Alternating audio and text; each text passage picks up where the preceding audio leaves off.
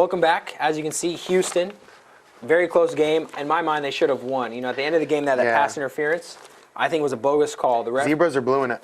The referees, you know, what are you looking at? I mean, I know you can't instant replay the pass interference, but then a few plays later, you call a fumble in the end zone. The instant replay clearly shows he had one knee down and the ball pops out. I mean, it's totally. I don't understand why they even have instant replay if they're not gonna be able to. I don't get it. That was a blown call. Well, the Raiders this week, I mean, they definitely have their hands full. I mean, last week against the Broncos, I really thought they can pull that one out. But now they're going up against a red-hot Houston Texans team who, on offense, are firing. You know, not so much on all cylinders, but you know they haven't really picked. They got the passing game going on, but it's going to get to the point where the passing is such a threat.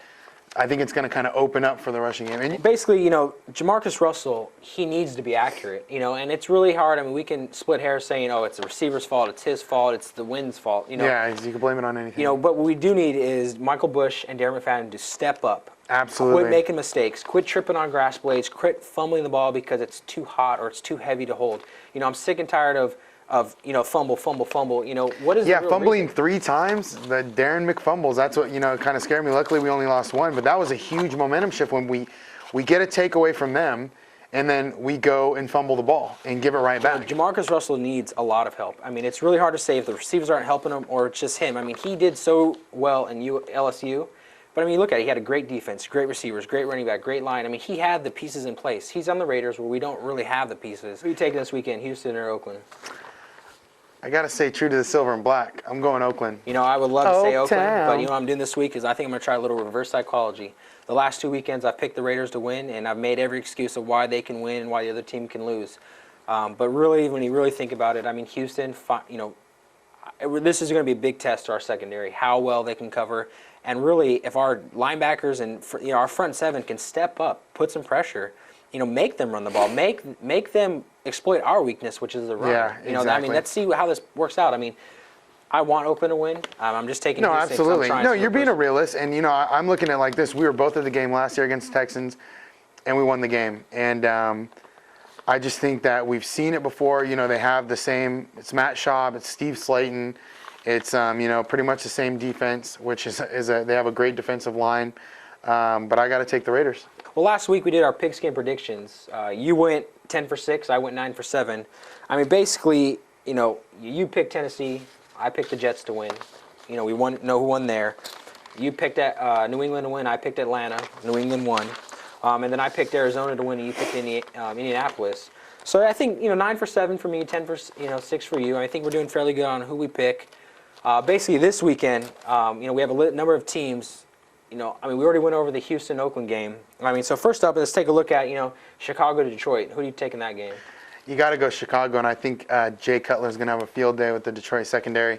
All right, well, Cincinnati at Cleveland. You know, Cincinnati had a good weekend. You know, had a not really good. I mean, I don't want to say it's lucky. I mean, they were very fortunate on that last drive. Well, they should have won. They should have actually beat the Broncos. Oh, definitely. The immaculate deflection or whatever it was. So, you know, I'm going to have to go. I mean, the Browns are terrible. And Rob Ryan, you suck. All right, well, we already talked about the Oakland at Houston game. We got Seattle at Indianapolis. Got to go Indy. That could be a little upset alert. Seneca Wallace has, you know, been behind center for a couple games. I doubt it. Yeah, me too. I'll give you $42.76 and 4 black jelly beans if Seattle pulls it out. I'm going to go ahead and say that Indianapolis is definitely going to take this one. Tennessee at Jacksonville. This is a tough one. I don't know. I mean, these are just 2 terrible teams. This is like the Chiefs and the Raiders. They have some potential. It's in Jacksonville. You know, do you see Jeff Fisher going 0-4? Oh man, you know, it's honestly I'm taking Tennessee over Jacksonville, even though I'm siding towards Jacksonville just because they're at home. And Kerry Collins is really looking like he did when he was on the Raiders. All right, and we got the Giants at KC. You see KC winning? I see KC getting stomped and.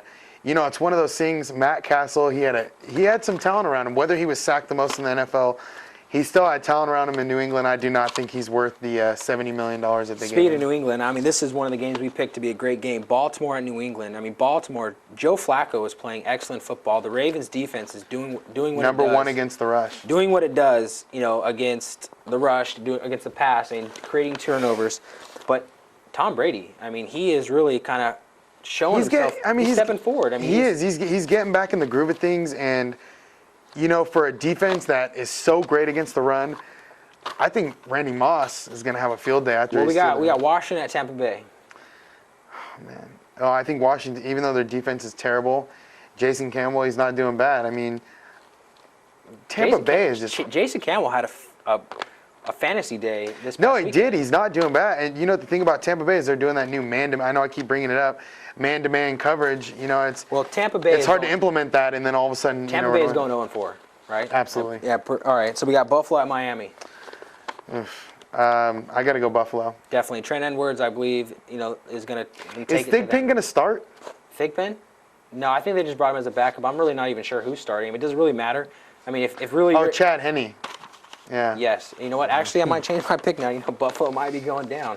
Nah, I don't know. Oh, no way. No, not at all. Our next big game of the weekend is the Jets at New Orleans. Man, I like this game. I like the Jets defense. I like the New Orleans offense.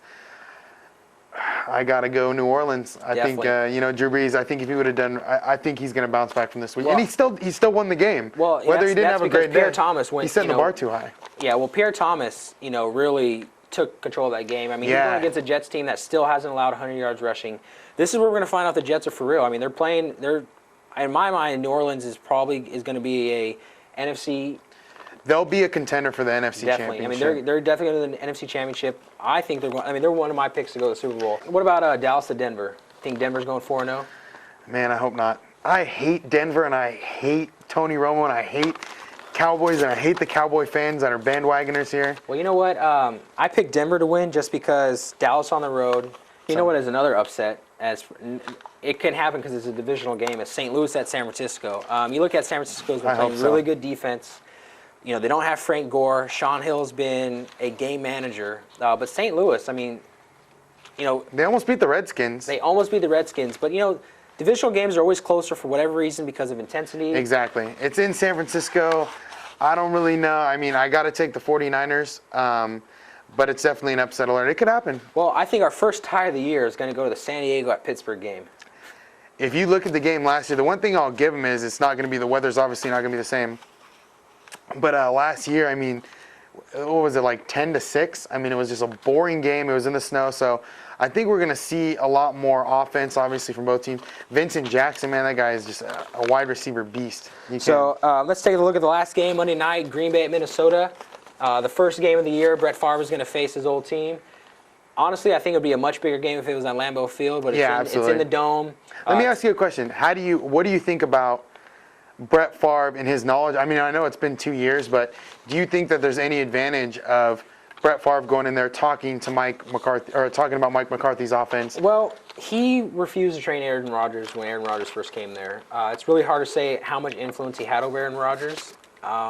He does know how they work. He was with Mike McCarthy. But they also know that, too. They know Brett Favre, just like he did when he was on the Jets, and sold out them, too. So I expect them to understand that. I also expect that some late hits to happen from the Green Bay Packers. Thanks for tuning in. It's Access Sports. Today is Wednesday, September 30th. Please email us at accessports@gmail.com or check us out on Facebook at facebook.com/accessports. Till we meet again next week, I'm Marcus Waldron. Jake Wold. We're out of here.